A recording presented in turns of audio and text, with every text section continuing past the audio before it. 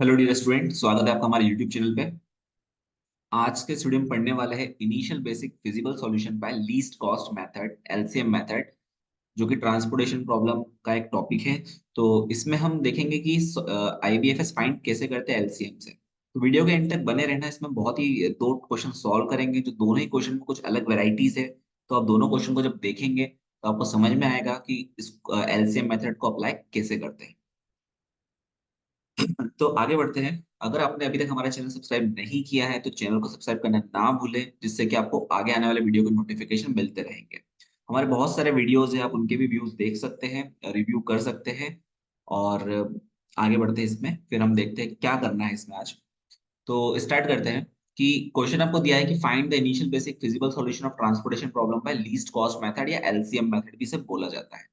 अब देखिए, जब जब भी हम initial basic feasible solution find करते हैं तो मैंने आप लोगों को बताया था कि सबसे पहले हम लोग क्या करते हैं कि जो सप्लाई और डिमांड का सम है वो चेक करते हैं, जो टोटल सप्लाई और टोटल डिमांड है वो बराबर है कि नहीं है। ठीक है, तो हम लोग क्या करेंगे, यहाँ पे सबसे पहले हम निकालेंगे टोटल सप्लाई। और यहाँ पे अगर हम देखें टोटल सप्लाई कितना आ रहा है, 140 प्लस 260 प्लस 360 प्लस 220। तो अगर मैं इसका सम करूंगा तो ये आ जाएगा कुछ 980। सिमिलरली जब मैं टोटल डिमांड का सम करूंगा तो टोटल डिमांड आपको दे के रखी है। तो टोटल डिमांड कितनी है यहाँ पे, 200 प्लस 320 प्लस 250 प्लस 210। इसका भी जब आपने सम किया तो इसको आप जोड़ेंगे कैलकुलेटर पे तो ये भी कितना आ जाएगा, यहाँ पे 980 आ जाएगा।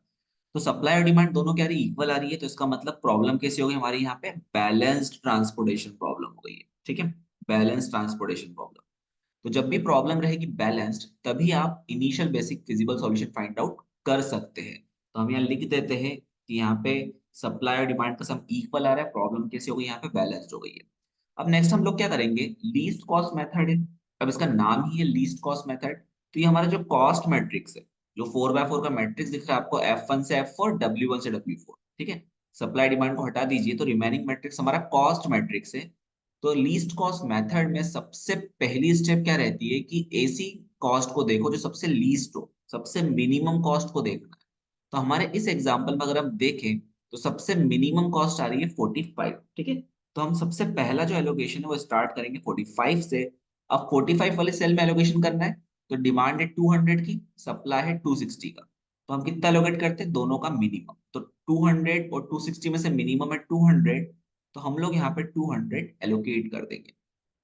अब ऐसा करने से क्या हुआ, डिमांड होगी 0 और 260 में से 200 गए तो सप्लाई बचेगा 60 का। ठीक, अब डिमांड 0 हो गई तो W1 की डिमांड 0 हो गई, तो W1 को हटा दो, यहाँ पे उसका कुछ काम नहीं पड़ेगा हमें, है ना, हम वहां नया एलोकेशन नहीं कर सकते।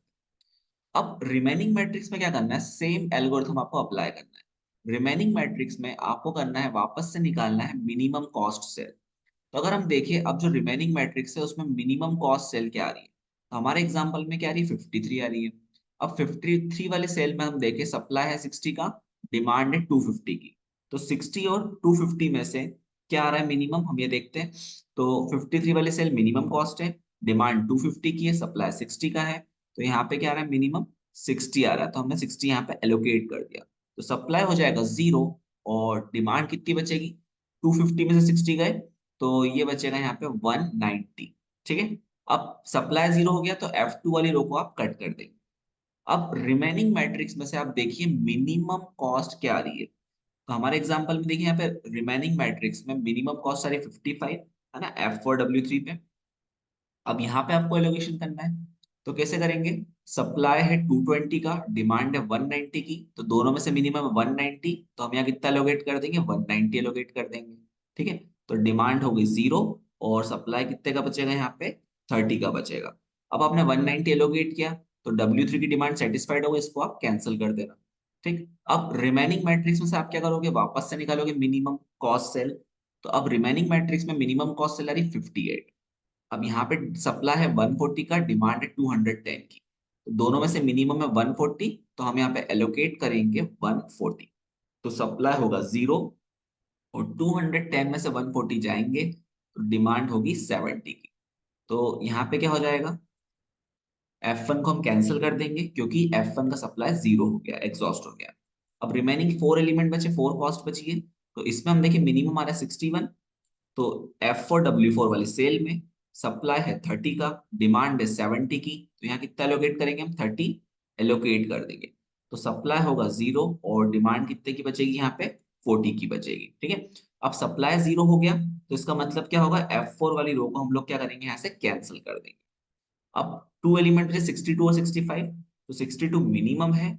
हम क्या करेंगे यहाँ पे 62 में देखेंगे सप्लाई है 360 का, डिमांड है 40 की, तो कितना एलोकेट कर देंगे हम यहाँ पे, मिनिमम कितना रहा 40, तो हमने 40 एलोकेट कर दिया। डिमांड हो गई 0 और सप्लाई कितने का बचेगा यहाँ पे 320 का। अब लास्ट सेल बची 65, तो डिमांड भी 320 की, सप्लाई भी 320 का, तो हम एलोकेट कर देंगे यहाँ पे 320। तो डिमांड भी 0 हो गई, सप्लाई भी 0 हो गया। अब देखिए सारे सप्लाई और डिमांड क्या हो गए यहाँ पे कैंसिल हो गए। तो ऐसा क्यों हुआ, क्योंकि हमारी जो प्रॉब्लम है वो कैसी थी, बैलेंस्ड थी। सप्लाई और डिमांड का सम हमेशा बराबर था। तो हमेशा याद रखना जब भी प्रॉब्लम बैलेंस्ड हो तो ही आप इनिशियल सॉल्यूशंस का फाइंड आउट कर सकते हैं। अब नेक्स्ट हम लोग क्या करेंगे, हम निकालेंगे यहाँ पे टोटल कॉस्ट। तो देखिए टोटल कॉस्ट निकालने के लिए आपको क्या करना रहेगा, जो हमने एलोकेशन किया है उसका मल्टीप्लाई कॉस्ट में करना है। समझने वाली बात यह है कि F1 से W4 पे हमने कितनी यूनिट ट्रांसपोर्ट करी, 140 ट्रांसपोर्ट करी, और एक यूनिट को ट्रांसपोर्ट करने की कॉस्ट है 58। तो 140 यूनिट को ट्रांसपोर्ट करने की कॉस्ट कितनी होगी, तो हम लोग क्या करेंगे 58 का मल्टीप्लाई किसमें करेंगे, 140 में करेंगे। तो हम कैसे लिखेंगे इसको, यहाँ पे टोटल कॉस्ट ये हो जाएगा 58 इंटू 140। अगर मैं नेक्स्ट देखूं तो कितना आएगा, नेक्स्ट वाली रो में F2 पे 45 इंटू 200। ऐसे नेक्स्ट हम देखें तो क्या आएगा 53 इंटू 60।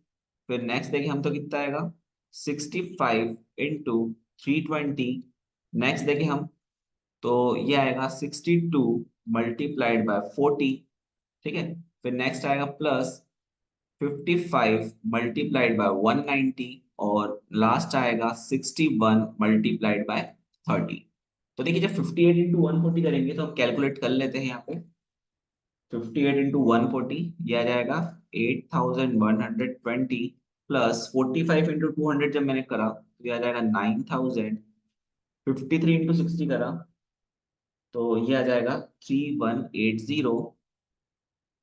ठीक है, फिर प्लस 65 इंटू 320 करा तो 65 इंटू 320 आएगा 20,800, प्लस 62 इंटू 40 करा तो ये आएगा 2480। 62 इंटू 40, यस, तो ये आ जाएगा 2480। फिर प्लस 55 इंटू 190 करा तो 55 इंटू 190 करा तो ये आ जाएगा 10,450। और लास्ट जब हमने करा 61 इंटू 30 तो ये आ जाएगा 1830। तो जब मैं इनको जोड़ूंगा जो टोटल कॉस्ट है वो कुछ आ रही है यहाँ पे 55,860। तो ये आ गई हमारी टोटल कॉस्ट किससे, north sorry least cost method से। तो इस क्वेश्चन में तो कुछ वेरिएशन नहीं था, वो सिंपल था कि इसमें हमने को बस लीस्ट कॉस्ट देखना है और क्या करना है उसके बाद हमें जो भी लीस्ट कॉस्ट है उस पर एलोकेशन करना है, सप्लाई डिमांड को एडजस्ट करना है। सप्लाई 0 हो गई तो रो कैंसिल करना है, डिमांड 0 हो गई तो कॉलम कैंसिल करना है। अब एक और क्वेश्चन देखते हैं, उसमें थोड़ा सा वेरिएशन है, फिर समझते हैं क्या है उसमें डिफरेंस। अब ये क्वेश्चन नंबर 2 है। तो इस क्वेश्चन में आपको इनिशियल सॉल्यूशन फाइंड करना है ट्रांसपोर्टेशन प्रॉब्लम का लीस्ट कॉस्ट मेथड से। तो यहाँ पे आपको 3/4 का मैट्रिक्स दिया है, 3 सप्लाई सेंटर है O1 O2 O3 और 4 डिमांड सेंटर है। अब हम यहाँ पे सप्लाई डिमांड का सम देखते हैं, पहले प्रॉब्लम बैलेंस है कि नहीं है। तो देखिए 6 और 8 हो जाएगा 14। ठीक है, 6 प्लस 8 प्लस 10 करा तो ये हो जाएगा 14 प्लस 10, ये हो जाएगा यहाँ पे 24। अब डिमांड को जोड़ेंगे तो कितना आएगा, ये 4 प्लस 6 प्लस 8 प्लस 6, तो 4 और 6 10, 10 और 8 18, 18 और 6 24। तो सप्लाई डिमांड दोनों का सम आ रहा है 24, प्रॉब्लम है बैलेंस्ड। तो इसका जो इनिशियल बेसिक फिजिबल सॉल्यूशन है वो हम फाइंड आउट कर सकते हैं एलसीएम मेथड से। अब कैसे फाइंड आउट करना है, देखिए बहुत सिंपल है, जो हमने भी पढ़ा वही लॉजिक लगाएंगे। सबसे पहले हम देखेंगे कॉस्ट मैट्रिक्स में मिनिमम कॉस्ट। तो हमारी मिनिमम कॉस्ट कितनी आ रही है इस मैट्रिक्स में, 0 आ रही है। अब 0 दो बार आ रहा है, तो किस 0 को हम सिलेक्ट करें। तो आप किसी भी 0 को सिलेक्ट कर सकते हो, बट आप ट्रिक याद रखना कि जिस अगर टाई हो जाता है मिनिमम कॉस्ट में तो आप उसको सिलेक्ट करना जहां पे आप मैक्सिमम एलोकेशन दे सकते हो। तो देखो इस वाले 0 का अगर मैं देखूं तो यहाँ पे 4 और 10 है ना, सप्लाई है 4 की, डिमांड है 10 की, तो मैं 4 को एलोकेट कर सकता हूँ। और O2 और D4 वाले पे देखें हम, तो सप्लाई है 8 की, डिमांड है 6 की, तो मैं 6 का एलोकेशन कर सकता हूँ, तो आप इसको सिलेक्ट कर लीजिए। ठीक है, आप किसी को भी करेंगे सिलेक्शन में कोई फर्क नहीं पड़ेगा, बट जहां पे मैक्सिमम एलोकेशन पॉसिबल हो आप वहीं पे सिलेक्शन करना पहला। तो हम क्या करेंगे यहाँ पे सबसे पहले ये फर्स्ट वाले जीरो को लेंगे एज ए मिनिमम। तो 6 और 8, सप्लाई है 6 की, डिमांड है, सॉरी सप्लाई है 8 की, डिमांड है 6 की, तो कितना एलोकेट कर देंगे हम यहाँ पे 6 का एलोकेशन कर देंगे। तो सप्लाई बचेगी 2 की और डिमांड हो जाएगी 0। अब डिमांड 0 हो गई तो D4 को कैंसिल कर दो। ठीक है, अब रिमेनिंग मैट्रिक्स में फिर से देखा तो मिनिमम कॉस्ट 0 आ रही है। अब सप्लाई है 10 की, डिमांड है 4 की, तो कितना एलोकेट कर देंगे यहाँ पे हम, मिनिमम 4 आ रहा है उसको एलोकेट कर देंगे, तो डिमांड 0 हो गई, सप्लाई 6 की बचेगी। ठीक है, अब डिमांड 0 हो गई तो D1 को आप कैंसिल कर दें। अब रिमेनिंग मैट्रिक्स में देखें तो मिनिमम 2 आ रहा है, अब 2 तो 4 जगह आ गया, तो आप क्या करोगे, इसको सिलेक्ट करना है। देखो पहले वाले 2 को अगर हम देखें जो O1 D2 पे आ रहा है, तो यहाँ पे क्या हो रहा है, सप्लाई भी 6 का है, डिमांड भी 6 का, 6 एलोकेट कर देंगे। अगर मैं O2 D3 वाले को देखूं, तो यहाँ पे सप्लाई 2 की है, डिमांड 8 की है, तो 2 ही एलोकेट हो पाएगा, मिनिमम 2 आ रहा है। फिर नेक्स्ट इस 2 को देखूं मैं, O3D2 को, तो सप्लाई 6 की है, डिमांड 6 की है, 6 एलोकेट हो पाएगा। और लास्ट वाले को देखूंगा तो यहाँ पे 6 का एलोकेशन हो पाएगा, क्योंकि डिमांड 8 है, सप्लाई 6 है। तो आप किसी भी 2 को सिलेक्ट कर सकते हो जहां पे अपन मैक्सिमम एलोकेशन कर रहे हैं। तो आप या तो O1D2 को ले लो, O3D2 को ले लो, या O3D3 को ले लो। फॉर एग्जाम्पल अगर अपन ने O1D2 को लिया, 6 का एलोकेशन यहाँ कर दिया, तो ये 6 भी कैंसिल हो गया, ये 6 भी कैंसिल हो गया। अब क्या होगा,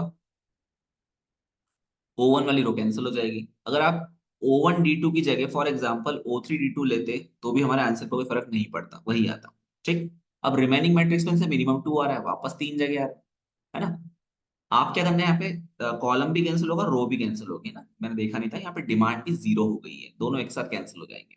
अब रिमेनिंग मैट्रिक्स में 2 दो बार आ रहा है, अब तो किसी को भी कर दो लोकेशन, दोनों ही अपने सेटिस्फाइड हो जाएंगे। तो यहाँ पे अपन मैक्सिमम लोकेशन कर सकते हैं।